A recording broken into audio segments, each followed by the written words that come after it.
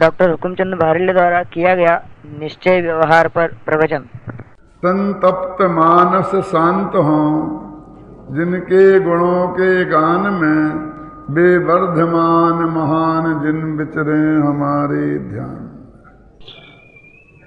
भगवान महावीर के सिद्धांतों की चर्चा चल रही है, जिसमें उनकी वाणी का प्रतिपादन केंद्र बिंदु भगवान आत्मा, प्रतिपाद्य अनेकांत और प्रतिपादन शैली स्यादवाद की चर्चा हुई।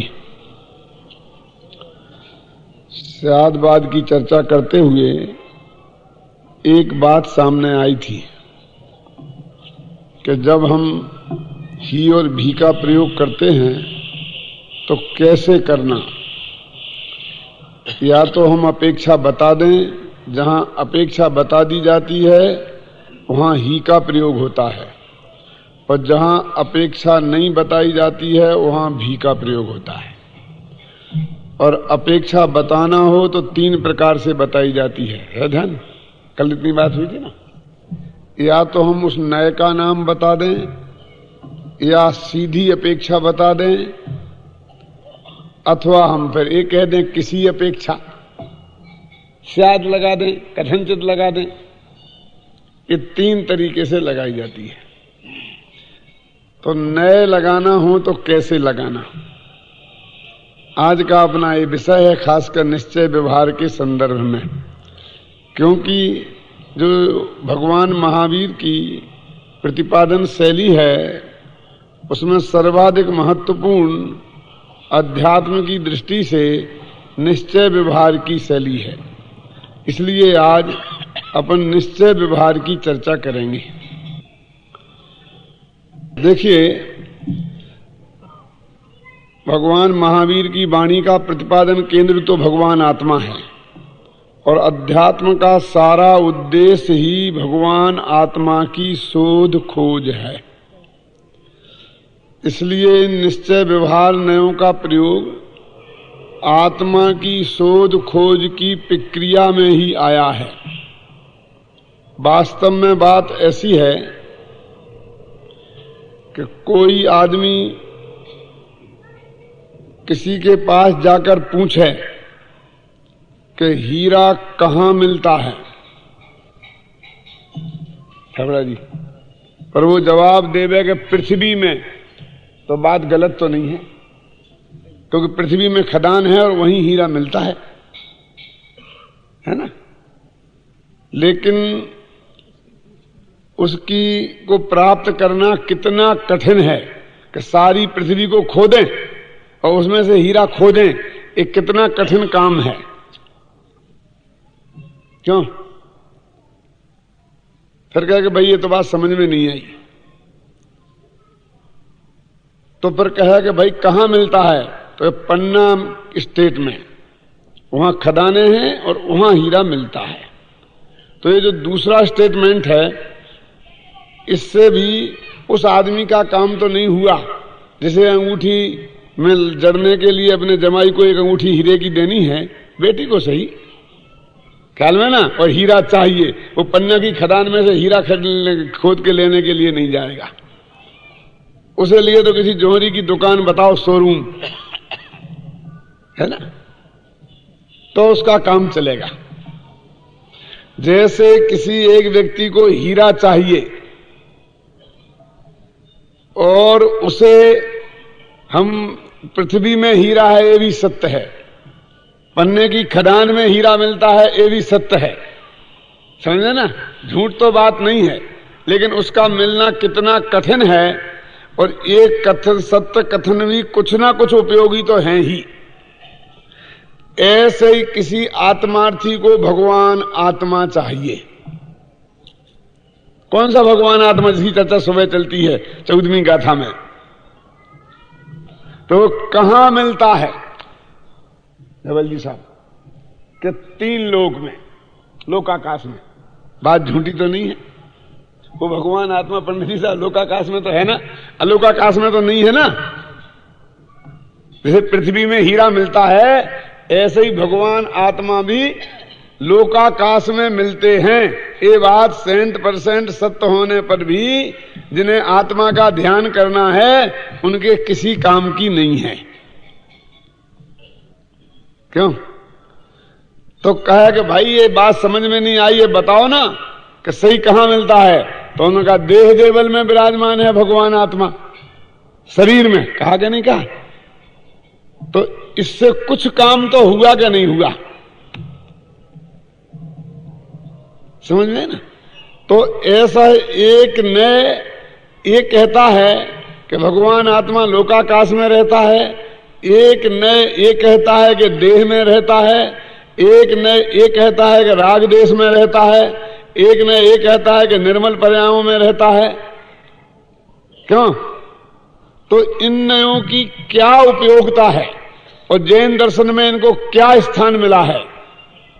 अभी मैं नाम नहीं ले रहा हूं निश्चय व्यवहार के, लेकिन हमें समझे ना कि इनकी उपयोगिता क्या है, आवश्यकता क्या है, जैन दर्शन में इन नयों को क्यों कहा गया है। तो देखो भाई साहब, जिसे हीरा की खोज में जो निकला है उसको यदि किसी ने ये बता दिया कि पृथ्वी में मिलता है तो ये वाक्य भी सत्य तो है ही, निरर्थक भी नहीं है, बेकार भी नहीं है। क्योंकि इसने भी इतना काम तो किया ही कि तुम्हें हीरा की खोज करना है तो मंगल ग्रह पे नहीं जाना पड़ेगा, चंद्रमा पे नहीं जाना पड़ेगा, सूरज पे नहीं जाना पड़ेगा, स्वर्ग और नरक में नहीं जाना पड़ेगा, इसी पृथ्वी पर मिलेगा। यानी उसने कुछ भी काम नहीं किया हो ये बात तो नहीं है। आपकी शोध की प्रक्रिया में बहुत काम किया, सारे ग्रह नक्षत्र छोड़ा दिए ना, सारे स्वर्ग नरक छोड़ा दिए ना, अब इसी पृथ्वी की बात रह गई ना। अनुपयोगी तो नहीं है। भेद विज्ञान की दृष्टि से बात करता हूं मैं अभी दूसरी दृष्टि अलग है सदाचार की, वो बाद में बात करूंगा। पहले भेद ज्ञान की दृष्टि से उस नए का जिसने एक कहा कि हीरा पृथ्वी में मिलता है, एक कथन सत्य भी है और उपयोगी भी है, लेकिन इतने पे ही जमे रहने से हमारा असली काम सिद्ध नहीं होता है। तो इतना पता लग गया कि पृथ्वी में है, तो अब इससे आगे बढ़ो कि पृथ्वी में कहां, ये प्रश्न खड़ा होता है कि नहीं होता है। तो अगला नए आया और उसने कहा पन्ना स्टेट में।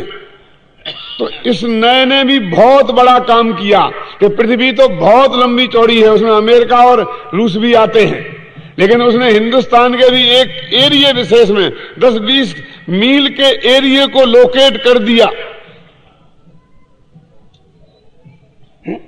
तो कितनी छटनी कर दी इसने। तो इसने भी बहुत बड़ा काम किया है, इसलिए एक नए भी कोई अनुपयोगी तो नहीं है और सत्य भी है, क्योंकि पन्ना स्टेट में हीरे की खदानें हैं ही। व्यवहार नए को झूठा तो हमने बहुत कहा, जरा मैं सत्य कहने की कोशिश कर रहा हूं उन मुमुक्षुओं में कि जिनके हृदय में ये जमा हुआ है कि ये तो झूठा लाल है। महाराज जी है? उसका असत्यार्थपना भी बताऊंगा, घबराना नहीं। ये विषय तो 2-4 दिन तक चलेगा, लंबा है ना, लेकिन पहले इसको विचार करो कि उसकी उपयोगिता, उसका भी कोई उपयोग है। यदि नहीं होता तो जिनवाणी में उसे स्थान मिलने वाला नहीं था। जिनवाणी में स्थान वैसे ही मिल गया है। फिर उसने कहा कि पन्ने की खदान में नहीं, बल्कि वो जो जोहरी की पुड़िया में, तो उसने भी कुछ काम किया। जब तक हम उस असली हीरे तक नहीं पहुंच जाएंगे तब तक धीमी धीमी गति से हम उसके नजदीक पहुंचते हैं, सीधा पृथ्वी से और जोहरी की दुकान तक नहीं पहुंचा जा सकता है। ऐसे ही भगवान आत्मा रूपी हीरा खोज की जब बात आई और जिस नए ने ये कहा कि लोकाकाश में ही आत्मा है, उसके बाहर नहीं, एक कथन जिनवाणी में आता है कि नहीं, मैं आपसे पूछना चाहता हूं। क्या बाबा महाराज जी, भाई लोग किसे कहते हैं जिसमें 6 द्रव्य रहें, आलोक किसे कहते हैं जिसमें अकेला आकाश हो, कोई नहीं हो, तो जीव लोकाकाश में जीव रहते हैं, ये हमारी जिनवाणी का वचन है कि नहीं है? क्यों? तो इसने इतना काम तो किया कि भगवान आत्मा की खोज करने तो ये अलोकाकाश में जाने की जरूरत नहीं है। नहीं तो एक समस्या खड़ी हो जाती, क्योंकि हम अलोकाकाश में जा तो सकते नहीं हैं, और भगवान आत्मा कहीं अलोकाकाश में होता तो हमारी खोज कैसे होती? हालांकि हमारा केवल ज्ञान अलोकाकाश को भी जानता है, होता तो वहां से भी खोज लाता। क्यों? लेकिन केवल ज्ञान होता कैसे आत्मा की खोज के बिना?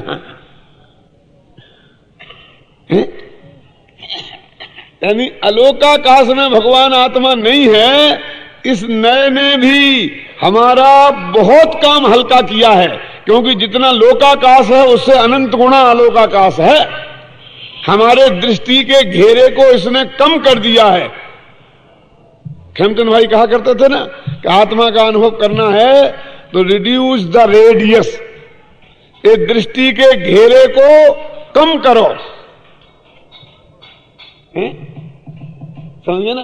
वही तो अभी तो सारी लोकालोक हमारे दिमाग की है, हमें तो केवल ज्ञान चाहिए। काय को चाहिए केवल ज्ञान? तेरे को क्या करेगा केवल ज्ञान का? अरे साहब, उसमें लोकालोक दिखता है, तेरे को आलोक की जरूरत क्या है देखने की? तेरा भगवान आत्मा तो आलोक में होता ही नहीं, जाता ही नहीं कभी। तेरे तो भगवान, तेरा सुख तो तुझे भगवान आत्मा के जानने से होने वाला है ना, पर के जानने से तो सुख है ही नहीं। तो अलोकाकाश को जानने वाला ज्ञान तुझे जानने की क्या जरूरत है? क्या जरूरत है केवल ज्ञान की? जिन्हें केवल ज्ञान की इच्छा नहीं होती है उन्हें केवल ज्ञान होता है, क्योंकि इच्छा का नाश होता है पहले और केवल ज्ञान होता है उसके बाद में। वीतरागता होती है एक समय पहले और सर्वज्ञता होती है एक समय बाद में। फिर दूसरे नए ने कहा है, इस नए का नाम क्या है मालूम शास्त्रीय भाषा में? उपचरित असद्भूत व्यवहार नय। क्या? फिर अगला नया आया कि नहीं नहीं, ये तो बहुत बड़ा एरिया है, ऐसे तो भगवान आत्मा हमें मिलने वाला नहीं है, कहां हम लोकाकाश में भगवान आत्मा को खोजें? तो उसने अगले नए ने कहा कि देह रूपी देवल में भगवान आत्मा विराजमान है। योगसार में तो ये लगा है कि मूर्ख जन भगवान को तीर्थ और मंदिरों में खोजते हैं, और ज्ञानी जन तो मानते हैं कि भगवान आत्मा देह देवल में रहता है। देव मंदिर में रहे यह मूढ़ जन ही मानते, वे देह देवल में रहे ज्ञानी जन तो यूं कहें। क्यों? उस नए को जिसने लोकाकाश में कहा था, उस नए को मानने वाले को यहां मूर्ख कह दिया कि नहीं कह दिया? तो यही तो उसका असत्यार्थपना है। प्रोफेसर साहब क्या कहा? यही तो सच्चा। तो इस नए ने जो कहा कि देह रूपी देवालय में भगवान आत्मा विराजमान है, इस नए ने कितना काम हल्का कर दिया। सारे लोकाकाश पे से दृष्टि हटाकर अकेले यहां तक रह गई। क्यों? समय सार ने यहां से पकड़ी बात। बस 27वीं गाथा में लगा ना, व्यवहार नयो भासति जीवो देहो हवति कलु एक को नदु निश्चयेन जीवो देहो भी कदापि एकत्तो। इसका नाम क्या है शास्त्रीय भाषा में? अनुपचरित असद्भूत व्यवहार नय। क्यों है मैं इस चक्कर में अभी नहीं पढ़ता हूं, बाद में 2-3 दिन बाद देखूंगा कि कुछ तैयारी हुई है आपकी तो फिर मैं बताऊंगा विस्तार से। अभी तो यहां तक चलो कि इसने इतना कह दिया कि शरीर में भगवान आत्मा है अथवा शरीर ही आत्मा है, कुछ भी सही, दोनों एक हैं। तो इस नए का भी ये बात सत्य है। क्यों? कि आत्मा यहां है, भले ही ये ना हो, इस दृष्टि से सत्य है और उपयोगी है। क्योंकि आत्मा की खोज में भटकने वाले का सारे लोग से दृष्टि हटकर दृष्टि यहां तो आई कि जहां आत्मा है वहां तो खोजने में दृष्टि आई कि नहीं आई? इसलिए इन दो असद्भूत नयों ने भी, जिनको साफ साफ लिखा कि असद्भूत माने जो सच्चे नहीं हैं, उनने भी हमारा इतना सहयोग किया कि सारे जगत से दृष्टि हटाकर हम यहां तक हमारी दृष्टि आ गई। है ना इनकी कोई उपयोगिता के नहीं? बोलो। और बात भी सत्य है, ये भले ही आत्मा ना हो, लेकिन आत्मा यहां है, इसमें तो कोई शक नहीं है ना। एक भाई मेरे से बोले कि साहब आपसे एक प्रश्न करना है। मैंने कहा बोलो। कि हमने सुना है, एक आदमी ने हमसे कहा था कि आप आत्मा को हथेली पर रखकर दिखा देते हो। सच्ची सही घटना है बन्नी। मैंने कहा चुप, तुमने कहां सुना, किसने सुना? हमने तो किसी से कुछ ऐसा कहा नहीं है। नहीं साहब सुना, आप टालो मत, आप हमें बताओ। आप तो हथेली पे रख के बता देते हो आत्मा। मैं तुम क्या बात करते हो? हथेली पे रखकर बताने की क्या जरूरत? हथेली में आत्मा है ना। मैंने कहीं से उठा के लाके हथेली पर रखे हैं, इसकी क्या जरूरत है? इस हथेली के अंदर ही आत्मा, भगवान आत्मा विराजमान है। तो ये देख सकता है तो देख, हम तो बता रहे हैं। है ना? तो ये सारे जगत से दृष्टि हटकर जिस नए ने हमें इस देह देवल तक ले आए, देखो तो हमारे आचार्य कितने पवित्र हृदय के हैं और कितने भाषा समिति के धारक हैं। हम तो देह को गालियां देते हैं, गंदी है, पल दिल रात में थैली की कस बसादते मैली। वो कहते देह तो तेरा मंदिर है, तेरे भगवान आत्मा का मंदिर है, क्यों खोटी बात करें? वो तो कहते हैं ये यहां तक लाया है, लेकिन कोई देह को ही आत्मा ना मान ले, इसलिए अगला ने कहता भाई साहब देह देवल में रहे पर देह से जो भिन्न है, देह नहीं है। ये इसने का भी निषेध किया। तो कहा कि कौन है आत्मा, हम कैसे जाने? कैसे जाने कि आत्मा है? तो एक आदमी बेहोश हो गया हो तो ये जिंदा है कि मर गया? डॉक्टर को बुलाया कि आप बताओ कि ये जिंदा है कि मर गया। तो उसे सुई चुभा के देखते हैं, क्यों? और यदि वो रिएक्शन आता है, हाथ उठा के फेंकता है, दुख प्रकट करता है, रोता है, नाराजगी प्रकट करता है, गुस्सा होता है, तो कहते हैं अभी जिंदा है। और कुछ नहीं कहता है तो क्या कहते हैं?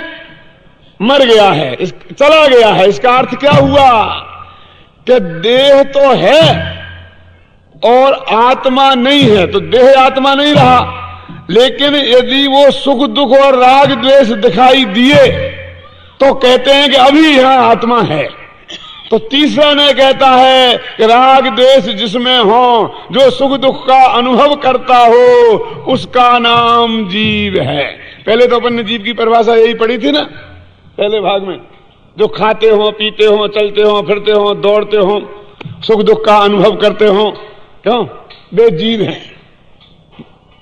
वो इस नए की थी, इस नए की परिभाषा थी बाबा जी। वो कहने लगे यदि यही परिभाषा माने तो सिद्ध भगवान अजीब हो जाएंगे, क्यों? ना वे खाते हैं, ना चलते हैं, ना फिरते हैं, ना सुख दुख का अनुभव करते हैं, संसारिक सुख दुख का। विदेश से पार हो गए ना।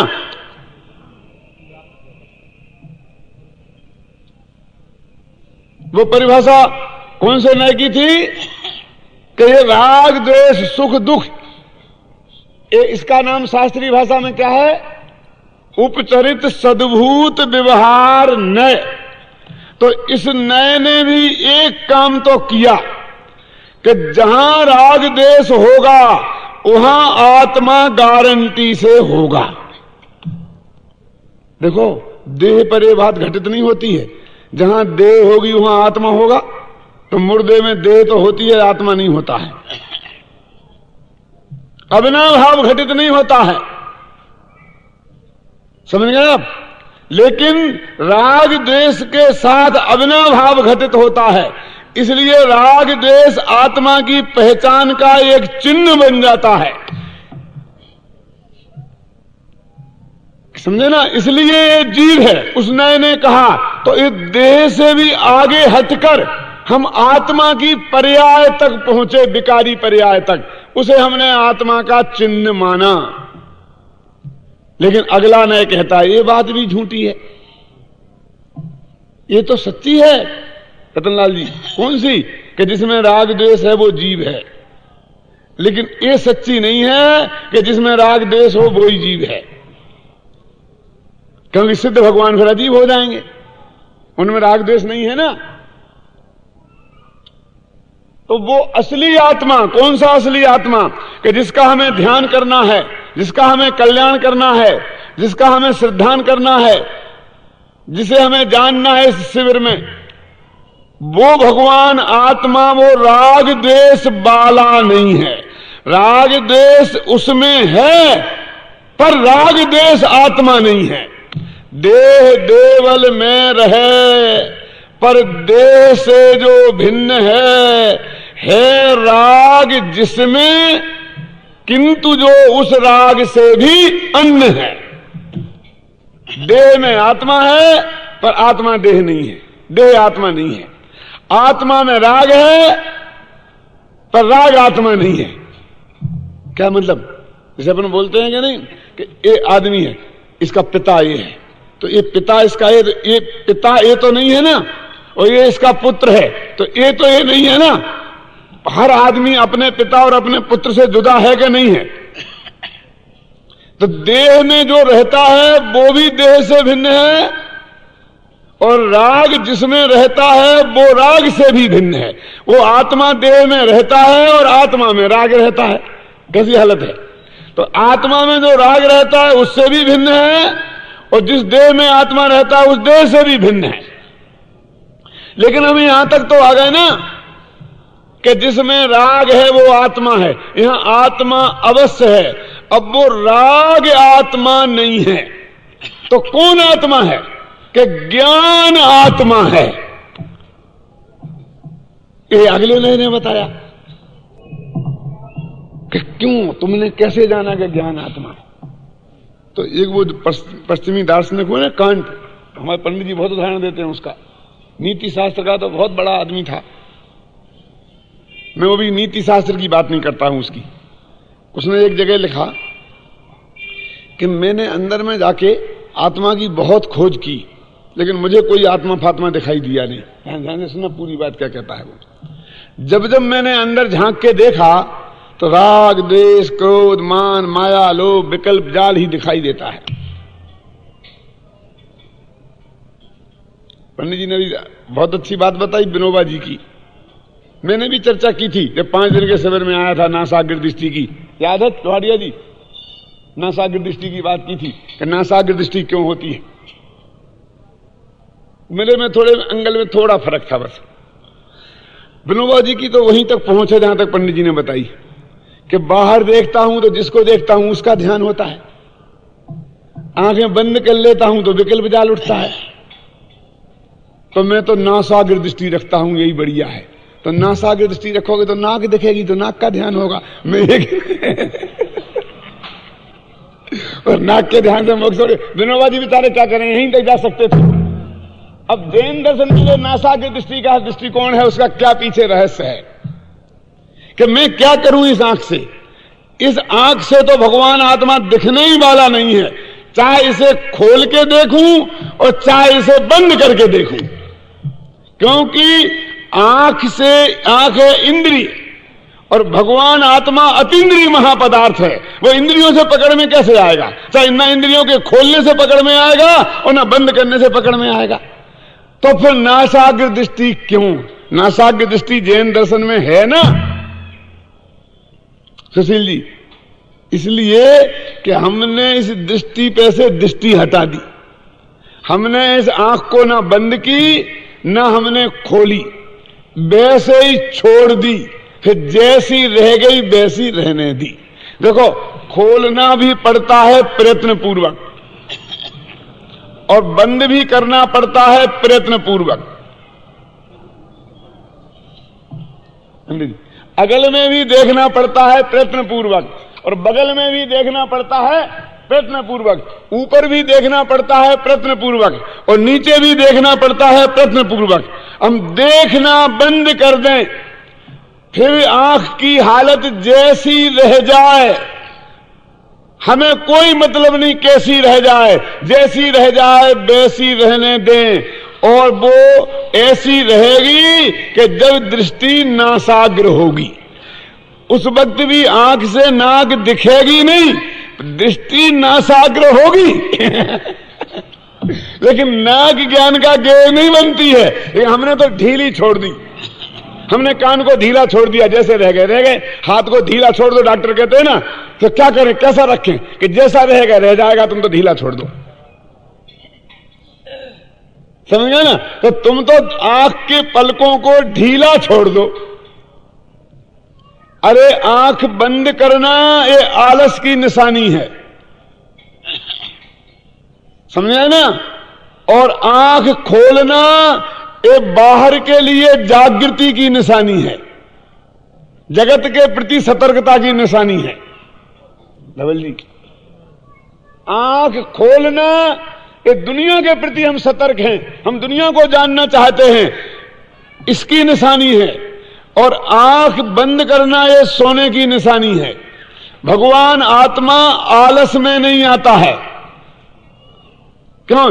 लेटे लेटे भगवान आत्मा का अनुभव हो जाए तो क्या दिक्कत है, चलते फिरते हो जाए तो क्या दिक्कत है, कि चलते फिरते तो उपयोग को बाहर रखना पड़ेगा, नहीं तो एक्सीडेंट हो जाएगा। इसलिए जब चलेगा तो गारंटी से उपयोग बाहर रहेगा, तो आत्मा का अनुभव नहीं होगा। पंडित जी साहब, और लेटे लेटे इसलिए नहीं होगा कि नींद आएगी तो आराम से सो जाएगा। अत्यंत जागृति की अवस्था में आत्मा का अनुभव होता है। इसलिए अपनी सामायिक की अवस्था में ध्यान नहीं बोलता हूं, क्योंकि ध्यान जरा खतरनाक शब्द हो गया। आजकल ध्यान के शिविर बहुत लगने लग गए ना। अपना तो सामायिक शब्द है पंडित जी। ध्यान तो अंतर्मुहुरार्थात होता है उनका, जिनके केवल ज्ञान हो जाता है ना, उत्तम सहन नहीं से एकाग्र चिंता ध्यानो अंतर्मुहूर्तात्। उसके नीचे तो आर्द्र रौद्र ध्यान होते हैं, कि धर्म ध्यान भी होते होंगे ख्याल में। हमारी तो सामायिक बढ़िया, अपना बढ़िया शब्द है ना, पुराना सामायिक शब्द। तो सामायिक की अवस्था अत्यंत जागृति की अवस्था है। जिसकी रीढ़ की हड्डी में तकलीफ हो गई हो और डॉक्टर ने बेड रेस्ट बता दिया हो, उसको छूट है, लेकिन तुम्हारा सब कुछ बढ़िया है, एकदम ठीक है, और फिर भी तुम सोते सोते आत्मा का अनुभव करना चाहते हो, गारंटी से नहीं होगा। क्योंकि लेटना वो आलस की मुद्रा है और चलना फिरना ये बाहर की जागृति की मुद्रा है।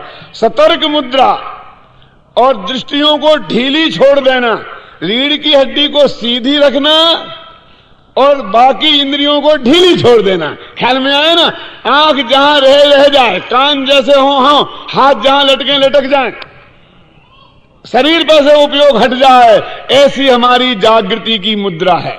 इसलिए हमारी नासाग्र दृष्टि की बात होती है। अपनी बात तो क्या चल रही थी कि वो राग द्वेष जहां है वहां भगवान आत्मा है, ये बात सच्ची है। लेकिन जहां राग द्वेष है वहीं भगवान आत्मा हो, ये बात नहीं है। राग द्वेष से रहित आत्मा भी आत्मा होते हैं। इसलिए हमने बताया ज्ञान उसका लक्षण, वो गुण को लक्षण बताया, पर्याय को लक्षण नहीं बताया। तो वो गुण जहां होगा वहां नियम से आत्मा होगा, और जहां आत्मा होगा वो नियम से। अनवय और व्यतिरेक दोनों व्याप्तियां घटित होंगी। राग के साथ अकेली अनवय व्याप्ति घटित होगी, व्यतिरेक व्याप्ति घटित नहीं होगी, उल्टी नहीं घटेगी कि जहां जहां राग वहां वहां आत्मा, ये तो घटेगी। लेकिन जहां जहां आत्मा वहां वहां राग, ये घटित नहीं होगी। तो जब घटने राग को लिया कि उसने भी हमारा काम किया था ना, आत्मा को पहचानने में हमारा सहयोग दिया ना, उसे धन्यवाद देने में क्या तकलीफ है। लेकिन वहीं जमे रहे तो कहीं ना किसी पर पदार्थ को आत्मा समझ लोगे। इसलिए ज्ञान हमने पकड़ा, यहां तक लाया, ज्ञान सो आत्मा। कि जिसमें ज्ञान हो वो आत्मा। कहते भाई साहब ऐसी बेकार की बातें करने से क्या फायदा, कि ज्ञान जुदा और आत्मा जुदा। ज्ञान जिसमें हो वो आत्मा, ऐसी बात क्यों करते हो? आत्मा ज्ञानम स्वयं ज्ञानम, अरे आत्मा तो ज्ञान ही है। ज्ञान कहो चाहे आत्मा कहो, दो है ही नहीं, ये अंतिम निश्चय है। तो वो इतने व्यवहार जो लोकाकाश से लेकर हमें भगवान आत्मा तक लाए, वे हे कैसे हो सकते हैं? जरा समझना, अनुपचय सद्भुत व्यवहार। तो ये लोकाकाश से ज्ञान सो आत्मा तक ये लाने का काम तो भाई साहब व्यवहार मैंने किया है। अब इस विकल्प का निषेध करके वो ज्ञानमय आत्मा तुम्हारे ज्ञान का ज्ञेय बन जाए, ये काम करेगा निश्चय नहीं। तो क्यों? मेडिकल कॉलेज में हमारा लड़का भर्ती हो गया, बहुत डॉक्टरी पढ़ता है, लेकिन भाई बहुत अच्छे प्रोफेसर, बहुत अच्छे कॉलेज, बहुत अच्छा है, लेकिन वो हाई स्कूल अच्छा है कि नहीं है? वो प्राइमरी स्कूल अच्छा है कि नहीं है? कि जिसमें पढ़कर मेडिकल कॉलेज में भर्ती होने लायक योग्यता उसमें पक्की है। क्यों? नहीं तो भर्ती कैसे होता बोलिए? अब अकेले कॉलेज, मेडिकल कॉलेज को याद करते हो डॉक्टर जी, सुभाष जी, प्राइमरी स्कूल को याद क्यों नहीं करते हो? तो जिसने ने लोकाकाश से लेकर ज्ञानम आत्मा यहां तक लाकर खड़ा किया, वो न झूठा और हे कैसे हो सकता है?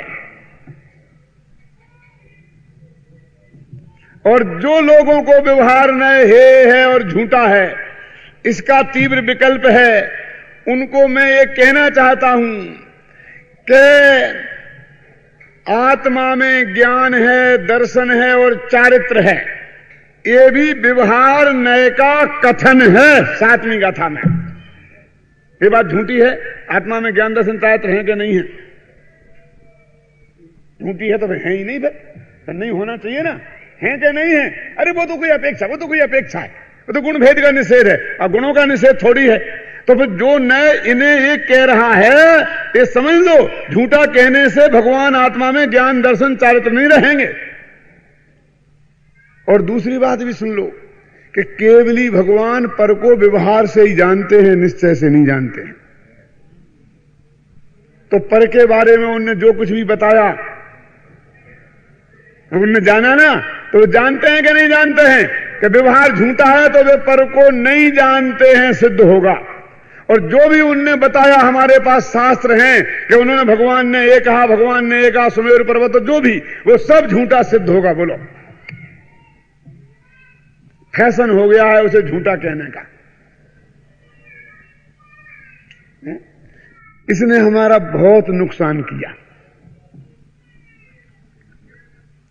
क्यों? गांव गांव में लड़ाई हुए, झगड़े हुए, निश्चय व्यवहार की पार्टियां खड़ी हो गई। झूठा लालने, झूठा है, सच्चा है, झूठा है, सच्चा है। जब मैं ये बात कहता हूं तो लोग कहते हैं कि तुम तो स्वामी जी को मटिया मेट करने पे तुले हो। उनने तो झूठा कहा था, वो तुम सच्चा सिद्ध कर रहे हो, सच्चे विरोधी तो तुम हो। ऐसे भी कहने वाले हैं पंडित जी, ऐसे कहने वाले हैं। मैं कहा भैया तुमने स्वामी जी को पढ़ा है, हमने सारी जिंदगी उनको पढ़ने में लगाई है, उनका रोम रोम और रग रग से हम परिचित हैं। तो फिर हे क्यों कहा? उसका भी अलग दृष्टिकोण है कि लोकाकाश में भगवान आत्मा है, इसको हे नहीं कहते, इसको झूठा नहीं कहते, तो तुम्हारी दृष्टि लोकाकाश में ही अटकी रहती। वहां से दृष्टि हटाने के लिए उसे हे बताना और उसको झूठा कहना जरूरी था, अन्यथा वहां से दृष्टि हटती नहीं। तो झूठा कहना था तो लोकाकाश में है ये बताया क्यों? क्योंकि अलोकाकाश से दृष्टि नहीं हटती थी। नहीं आई समझ में? तो एक बच्चा था, बाजार में गया, बढ़िया मारुति कार देखी, शोरूम था मारुति कार का। एक क्लर्क का लड़का था, 2000 रुपये महीने में नौकरी थी उस क्लर्क की बेचारे की, 500-700 रुपये तो मकान किराए में चले जाते थे। पर लड़का तो रोने लग गया कि मैं तो मारुति खरीदूंगा, पापा मारुति लिवा दो, मैं कार लूंगा। तो बेटा ने, पापा ने बहुत समझाया कि अपने पास कहाँ है, चांद में इतने बाल कहाँ है, अपन साइकिल खरीदने का इंतजाम नहीं कर सकते हैं, 10 साल पुरानी साइकिल है और तू मारुति के सपने देखता है। लेकिन बेटा की नहीं समझ, 5-7 साल का बेटा नहीं है। मेरे पड़ोसी के साथ में है, मेरे स्कूल के लड़के, साथी लड़के के पास है, मारुति कार में आता है, मैं भी कल से स्कूल मारुति कार में जाऊंगा। अड़ गया, रोने लग गया। तो उसने पहले जब समझाया था ना, सत्य समझाया कि अपन की ताकत नहीं है, कभी खरीद नहीं सकते हैं, बेकार की बात मत करे, लेकिन उसकी समझ में नहीं आए, रोने लग गया। उन्होंने कहा ये तो तमाशा हो गया यहीं पे। तो बोला बेटा अपन घर चलो, कल पैसा लेके आएंगे तो खरीद के ले चलेंगे। समझे क्या कहा? अभी तो जेब में पैसा नहीं है ना, देख ले तू, जेब में खाली है, पैसा ही नहीं है, तो कैसे खरीदेंगे? घर से पैसा लाएंगे ना। बात तो सफेद झूठ है, घर में इतने पैसे हैं ही नहीं। लेकिन अब उसे क्या करे, वो चौराहे पर तमाशा दिखा रहा बिना पैसा के, लौट गया, रोने लग गया। भीड़ इकट्ठी होने लग गई कि क्या है कि मारुति खरीदेगा तो खरीद क्यों नहीं देते। तो कहा देखो कल पैसे लेके आएंगे फिर अपन ले जाएंगे। कि देखो पापा झूठ मत बोलना, सचमुच ले आएंगे। हाँ बिल्कुल पक्की। क्या उसने कहे ये बात झूठी है, मैं तो झूठ बोल रहा हूं, एक कहे तो लड़का माने, वहां से हटके यहां आ गए। क्यों? हाँ खुशी खुशी चल कल लाएंगे। ए मारुति वाले एक कार बेचना मत, हम कल आएंगे, हमारे पापा पैसा लेके आएंगे तो एक कार ले जाएंगे। किसी को दूसरे को देना मत। तो नहीं आप जाओ, वे ही रखी है, तुम ले जाना। घर आए, अब घर आ गए, रात हुई, सुबह हुई, इंतजार करते करते पापा चलो। कहा? पापा तो भूल ही गए थे कि मारुति कार खरीदने। कि पागल हो गया है, अपने पास पैसे कहां हैं? कि तुमने कल तो कहा था कि तू नहीं मानता था इसलिए कहा था।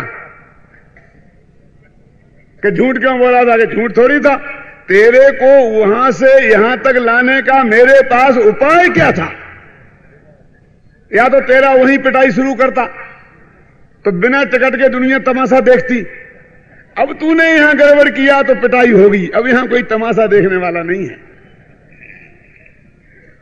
कार आने का तो सवाल ही नहीं है, लेकिन अब पिटाई होगी। तो ऐसे ही ये अलोकाकाश से ही नहीं हटता था नालायक। इसे लोकालोक को जानना है, लोकालोक को जानना है। तो कहा भैया तेरा आत्मा लोकाकाश में नहीं है, लोकाकाश में है। तो वहां से इतनी दृष्टि हटाई, इसलिए लोकाकाश में बताया था। और लोकाकाश में था, ये बात कोई झूठी नहीं थी। लेकिन अब लोकाकाश में दृष्टि अटक गई, तो वहां से हटाने के लिए कि भैया लोकाकाश में कहां है? ये तो मूर्ख लोग कहते हैं कि भगवान मंदिर और तीर्थ में है।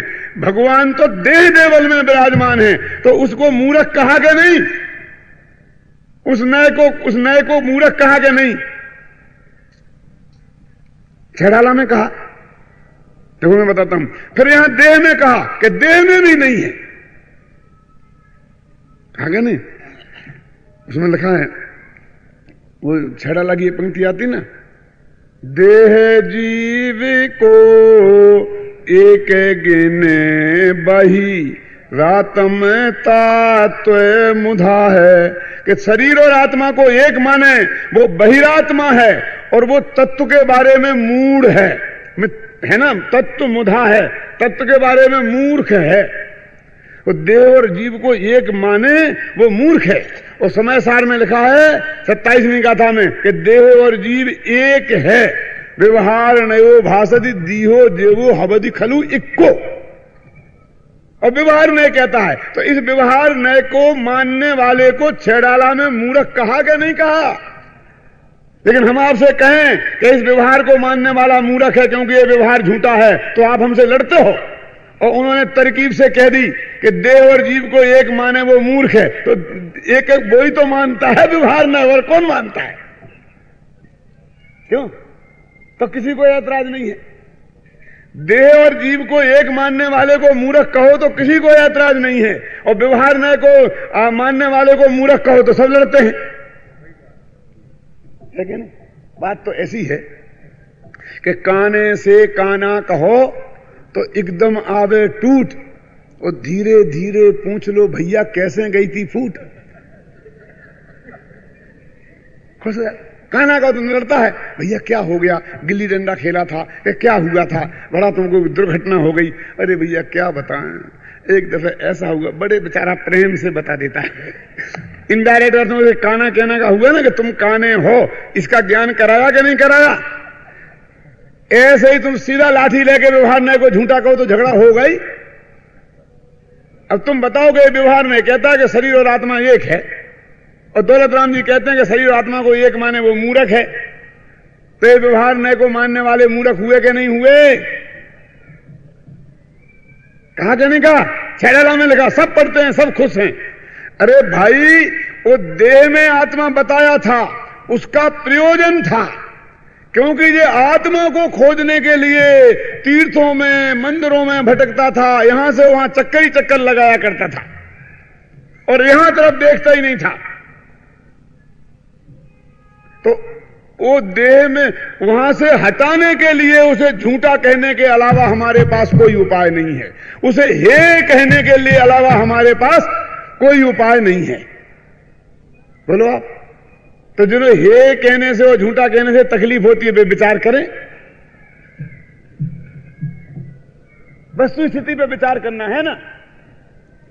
फिर यहां आया तो यहां कह रहे कि नहीं, देह देवल में है, पक्की बात है, लोकाकाश में नहीं है। और फिर कहते देह में कहां है, देह तो जुदा है, भगवान आत्मा जुदा है, उनके प्रदेश जुदे हैं, इसके प्रदेश जुदे हैं। वो असंग प्रदेशी ज्ञानानंद स्वभावी है, ये रूप रसगंध स्पर्श वाला है। क्यों? ये दोनों को ये बात सत्य नहीं है, तो ये उस नए को हे बताना हुआ कि नहीं? क्योंकि नहीं बताए तो देह की सेवा में ही जिंदगी गंवा दे। क्यों? आत्मा की तरफ जावे ही नहीं, सुबह से शाम तक और शाम से सुबह तक। क्यों? देह की संभाल, देह की संभाल, देह की संभाल। ज्यों ज्यों बुढ़ापा आता है त्यों त्यों देह की संभाल ज्यादा। क्यों झांझरी जी, सच बोलना। अरे पहले तो दुकानदारी को संभालते थे, धंधे पानी को संभालते थे, बाल बच्चों को संभालते थे, अब सबसे रिटायर्ड हो गए। बस पंडित जी मैं तो अपने सुबह से घूमने जाता हूं, फिर इतना खाता हूं, फिर ये खाता हूं, फिर ये खाता हूं, फिर ये पीता हूं, बस देह देह की संभाल रह गई। और देह संभलती नहीं है, तुम्हारे संभालने से संभलती है। सच बोलना है ईमानदारी से। जब हम देह को बिल्कुल नहीं संभालते थे तब दिन दूनी रात चौगनी बढ़ती थी। 2 वर्ष के थे तो कौन परवाह करता है अपनी देह की? बोलो। अम्मा चिल्लाती है धूप में मत जाना, धूप में मत जाना, भागता है। अम्मा कहती है पानी में मत जाना, बीमार हो जाएगा, पानी डोलता है। चाहे जो कुछ खाता है, मिट्टी मिट्टी जो चीज में मुंह में लेता है, खाता कि नहीं खाता बच्चा। स्वास्थ्य की रंच मात परवाह नहीं करता है, और दिन दूना रात चौगना बढ़ता है। और जब जवान हुआ तो थोड़ा स्वास्थ्य का ध्यान रखने लगता है तो बढ़ना बंद। तेरे ध्यान से तो उल्टा होता है। 40-45 वर्ष की उम्र में आया तो ज्यादा ध्यान रखने लगता है तो धीरे धीरे ढीला पड़ना शुरू होता है। और 50-55 60 का हुआ, रिटायर्ड हुए तो शरीर के अलावा कोई दूसरा काम ही नहीं है और दिन प्रतिदिन क्षीण होता है। तेरे ध्यान की जरूरत ही नहीं इसके शरीर को। ये अपने क्रम से बढ़ता है और अपने क्रम से घटता है। तो इस देह पे से दृष्टि हटानी कि नहीं हटानी? तो देह को आत्मा कहने वाले नए को झूठा कहें कि नहीं कहें, हे कहें कि नहीं कहें? क्यों? परिणाम से ही बंध है, परिणाम से ही मोक्ष है, इसलिए ही जीव तुम परिणाम को पहचान लो। योगसार में कहा, क्या कहा? परिणाम से ही बंद होगा और परिणाम से ही मोक्ष होगा। काहे को शरीर मरीर के चक्कर में पड़ते हो? तुम अपने परिणामों को पहचानो। राग द्वेष करोगे तो बंद होगा, वीतरागता होगी तो मोक्ष होगा। तो वहां से देह से हटा के परिणामों पे लाए, 2 नंबर को हटा के तीसरे पे लाए। पहला तो वो लोकाकाश था ना, समझ गया ना? देह पे लाए थे, अब देह से हटाकर कहां पे लाए? विकारी अविकारी परिणामों पर। एक भजन आता है कि नहीं अपना, बंद मोक्ष परिणामन हीते, कहा कहते हैं, ताते निज परिणामन की समाल में गाफिल मत हो प्राणी, और बंद मोक्ष परिणामन हीसों कहत सदा श्री जिनवर बाणी। कि परिणामों की संभाल में गाफिल मत हो, माने परिणामों को संभाल ढंग से, परिणाम ना बिगड़ जाए। देह बिगड़े तो बिगड़ने में कोई चिंता की बात नहीं है, परिणाम बिगड़े और नरक जाएगा, परिणाम सुधरे और स्वर्ग मोक्ष जाएगा। इसलिए परिणामों की संभाल कर, क्योंकि ये लोग देह की संभाल में जिंदगी खराब कर रहे हैं। क्यों? तो देह की संभाल से हटाकर परिणामों की संभाल पर लाए। जरूरी था कि नहीं था, मैं आपसे पूछता हूं। तो ये इसको हे कहें कि नहीं कहें, देह के संभालने वालों को बेवकूफ कहें कि नहीं कहें, झूठा कहें कि नहीं कहें, कि भाई ये तो कोई दिक्कत वाली बात नहीं। तो वही हो रहा हो नागश्री जैसा कि ये बिट तो रख लेना, तो उलाहना तो दे आऊं। क्यों कि साहब ये बात बढ़िया कि ये परिणामों को संभालो, परिणामों को संभालो, परिणामों को संभालो। ये बात तो ठीक है ना कि हाँ बिल्कुल सही है, परिणाम है अपन, परिणाम के अपन करता है, परिणाम को अपन संभाल सकते हैं। अब इसी छंद का मैं दूसरा अर्थ करता हूं पंडित जी, कि परिणामन की संभाल में गाफिल मत हो मूर्ख। परिणामों के संभालने से परिणाम नहीं संभलते हैं। ये परिणाम जिसमें से पैदा होते हैं उस अपरिणामी तत्व को संभाल तो परिणाम संभलेंगे। तू तो परिणामों की संभाल में गाफिल हो रहा है। सारी जिंदगी परिणामों के संभालने में बिता दी, अपरिणामी तत्व को संभाला ही नहीं। पर्याय विकार नहीं करना, राग करना, विकार नहीं करना, राग नहीं करना। लेकिन विकार नहीं करना ये तेरे हाथ में है। मेरे से बहुत से लोग कहते हैं पंडित जरा बीमार कम पड़ा करे। मैंने कहा भैया तुम्हारी सलाह तो बहुत अच्छी है कि मैं बीमार कम पड़ा करूं, लेकिन मेरा बस चले तो मैं पढ़ूं ही नहीं। मैं सोच सोच के बीमार पड़ता हूं, कितना पढ़ना कितना नहीं पढ़ना। ऐसे में गुस्सा, क्रोध, मान, माया, लोभ ये परिणाम मेरे बिगड़ते हैं, तो मैं सोच सोच के बिगाड़ता हूं कितने बिगाड़ना कितने नहीं बिगाड़ना। ज्यादा परिणाम खराब मत करो डॉक्टर साहब, तो कम करें खराब है। भाई साहब हमारा बस चले तो हम परिणामों को खराब होने ही नहीं दें, हम तो अच्छे से अच्छे रखें। लेकिन परिणाम तेरे हाथ में है ही नहीं। परिणाम को जो संभालते हैं उनके परिणाम नहीं संभलते हैं।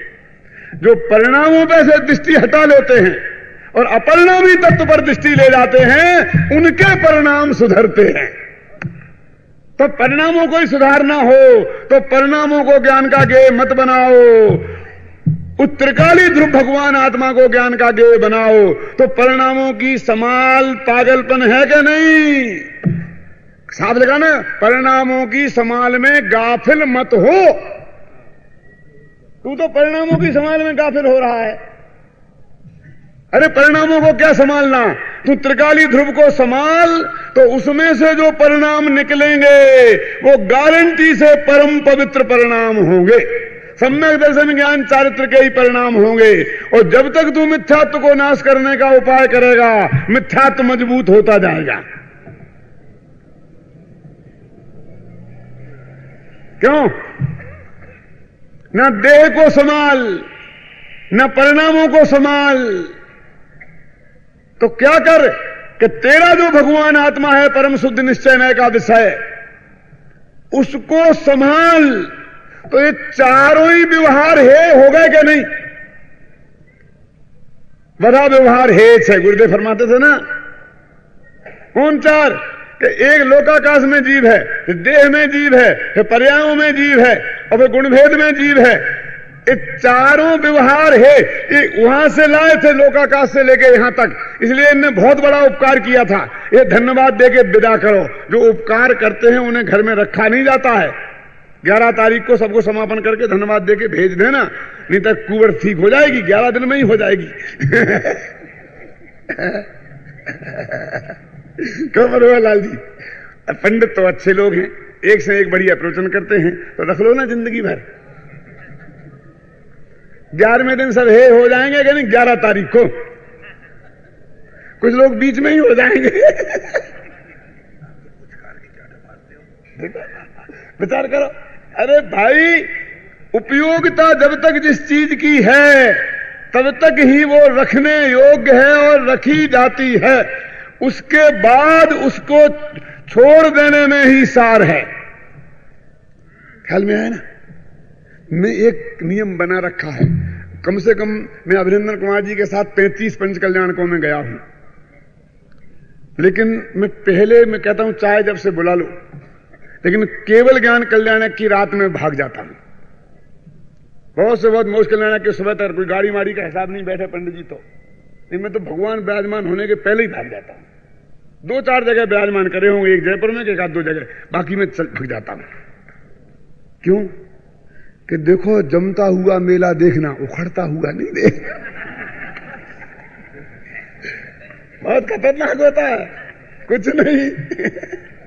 अरे बारात की आगमनी देखना, विदाई मत देखना, नहीं तो बारात में जाना भूल जाओगे। बारात की विदाई हो उसके 2 घंटे पहले भाग जाना, तो तुम्हें अगली बारात में जाने का दिन रहेगा। नहीं तो जिंदगी में बारात में नहीं जाने की प्रतिज्ञा। हमारे जतीश भाई को तो बेचारे को 3-3 दिन बाद तक रहना पड़ेगा, भगवान जाने कैसे निभा रहे हैं। मैं तो नहीं रहता हूं, क्योंकि केवल ज्ञान कल्याण के दिन तक व्याख्यान होता है, अब मोक्ष कल्याण के दिन सुबह प्रवचन तो होगा नहीं। सुबह 5-6 बजे तो 7 बजे तो मोक्ष कल्याण हो जाएगा, और फिर भगवान विराजमान करना, कोई सुनने वाला तो है नहीं। और उजड़ता बाजार, उजड़ता मेला नहीं देखना, चढ़ता देखना। तो मतलब ये देह तुमको छोड़े उसके पहले देह को छोड़ देना, इसी का नाम तो समाधि मरण है हमारे यहां। क्यों? ये देह तुम्हें छोड़ के जाए। समझ में आया कि नहीं आया? देह तुम्हें छोड़े उसे पहले छोड़ के जाना। मैं तुम्हारे महुआ में था कैनम, तो वहां रोज ही नहीं ऐसा झगड़ा चलता था, अभी भी चलता होगा। तो मैं एक दफे उनसे कहता था, पंडित जी कि घबराना नहीं। मैं शाम को अकेला था, शादी भी नहीं हुई थी तब की बात है। तो मैं सुबह उठता था तो पूरा बिस्तर बांध के रस्सी से कस के, पहले रस्सी से कसते थे, बिस्तर बंद थे, बिस्तर बंद तो थे नहीं, और बिल्कुल पैक करके रख देता था। और शाम को द्वारा खोलता था रस्सी से, फिर सोता था। तो मैं कहा देखो तुम घबराना मत, मैं तो सुबह बिस्तर बांध देता हूं, मुझे कभी भी जाना होगा तो बिस्तर बांधने की जरूरत नहीं है, मेरा बंधा रहता है। क्योंकि नेचर मेरा तेज था, अभी भी कोई ज्यादा ठंडा तो नहीं है, लेकिन तब तो बहुत ही ज्यादा था। बात में झगड़ा होता था। तो मैं कहता था कि तुमको सोचना नहीं पड़ेगा मुझे भगाने की, तुम्हारे मन में आएगा उसके पहले तो मैं बिस्तर लेके भाग जाऊंगा। समझे ना? तो ही तुम्हारी इज्जत रहने वाली है कि सामने वाले को विकल्प आए उसके पहले तुम विदा ले लो। देह तुम्हें छोड़ा उसके पहले तुम छोड़ दो, घर में तुम्हें छोड़ा उसके पहले तुम घर छोड़ दो। नहीं, अड़ियल लोगों की हालत बहुत खराब होती है, समझे ना? अड़ जाते हैं, घर में मरते हैं ना लोग। घर में मरना कोई अच्छी बात नहीं है, अड़ जाते हैं। घर वाले तो निकालना चाहते हैं लेकिन निकलते ही नहीं है, अपने मन से नहीं निकलता है, वहीं मर गया। तो फिर लोग उसे लकड़ी पर बांधते हैं कस के, क्योंकि आज तक जे घर छोड़ के जहां जहां गया नालायक लौट के आ गया, और अब इसको निकालो तो न मालूम कहां से लौट के आ जाए। इसलिए कस के बांधो कि कहीं आना जाए छतरी पे से उठ के। फिर वहां ले जाकर उसको ऐसा नहीं छोड़ते हैं, इसका कोई भरोसा नहीं, इसलिए पहले इसे जलाओ और सब खड़े रहो, सब लकड़ी दे दे करके जलाओ, इसकी राख हो जाए। तो राख को भी लपेट के उसमें रखो, कहीं उड़ के घर में ना आ जाए, क्योंकि घर में लौट के आने की आदत इसकी बहुत खराब थी। राख उड़ के आ सकती है ना, तो राख को गंगा जी में जाके डालो कि उस पानी में घुल के सीधी जाके समुद्र में जाए कि जिसमें लौट के आने के कोई चांस नहीं रहे। इतनी बेइज्जती करानी हो तो घर में मरना। क्या देह को हमें छोड़ा उसके पहले देह छोड़ दें, राग हमें छोड़े उसके पहले राग को हम अपना मानना छोड़ दें। तू हम में है ही नहीं, तू मेरा कोई है ही नहीं, मैं एक ज्ञायक भाव हूं, रागादि मेरे कुछ नहीं, मैं एक ज्ञायक भाव हूं, मोहादि मेरे कुछ नहीं, मैं एक ज्ञायक भाव हूं। यहां तक पहुंचना क्या नहीं पहुंचना? वो पहुंचना तो सारे नए, सारे व्यवहार नए हैं, ऐसा माने बिना वो शुद्ध नए के विषय भूत त्रिकाली ध्रुव तक पहुंचा जा सकता नहीं। इसलिए है भाई साहब, आज मैंने तुम्हें निश्चय व्यवहार का स्वरूप भेद विज्ञान की मुख्यता से बताया, कल मैं आपको निश्चय व्यवहार का स्वरूप सदाचार की मुख्यता से बताऊंगा। अमृत झर झुरझुरी आवे जिनवाणी, अमृत झर झुरझुरी आवे जिनवाणी, अमृत झर झुरझुरी आवे जिनवाणी, अमृत झर झुरझुरी आवे जिनवाणी। द्वादशांग बादल है उमड़े, द्वादशांग बादल है उमड़े, द्वादशांग बादल है उमड़े, द्वादशांग बादल है उमड़े।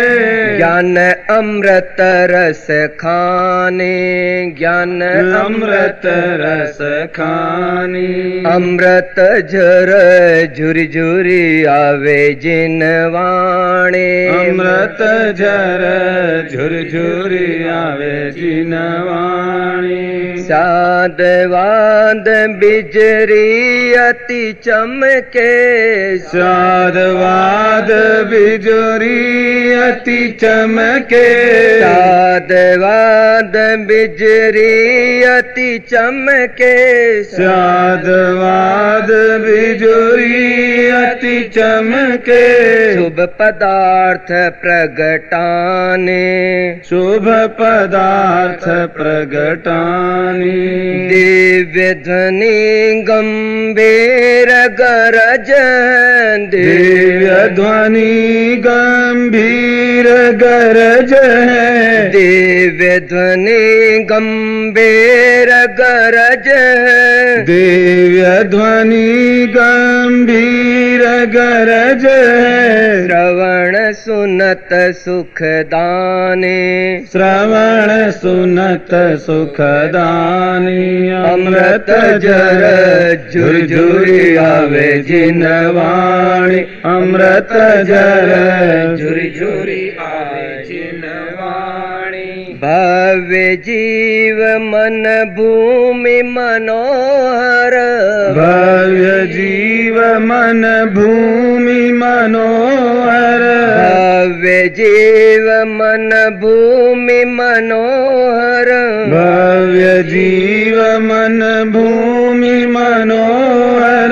पाप कुड़क कर हाने, पाप कूड़ कर हानि, धर्म बीज तहाँ उगतनी को, धर्म बीज तहाँ उगतनी को, धर्म बीज तहाँ उगतनी को, धर्म बीज तहाँ उगतनी को।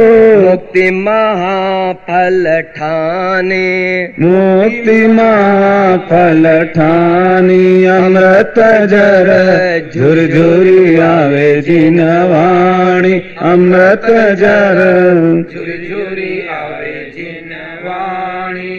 ऐसी अमृत झर अति शीतल, ऐसी अमृत झर अति शीतल, ऐसी अमृत झर अति शीतल, ऐसी अमृत झर अति शीतल।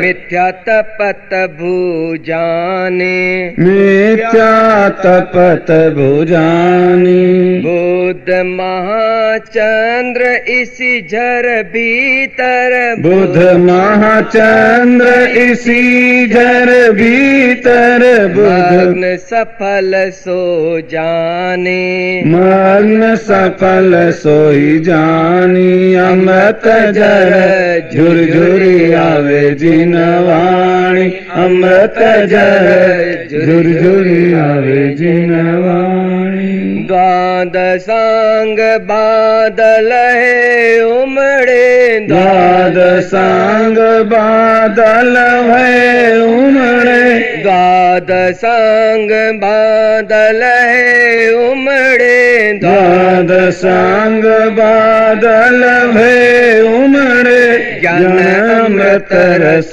खानी ज्ञान अमृत रस खानी अमृत झर झुरझुरी आवे जिन वाणी अमृत झर झुरझुरी आवे ज्ञान ते सूझे लो कालो सो वाणी मस्तक नमो सदा दे तूं माता की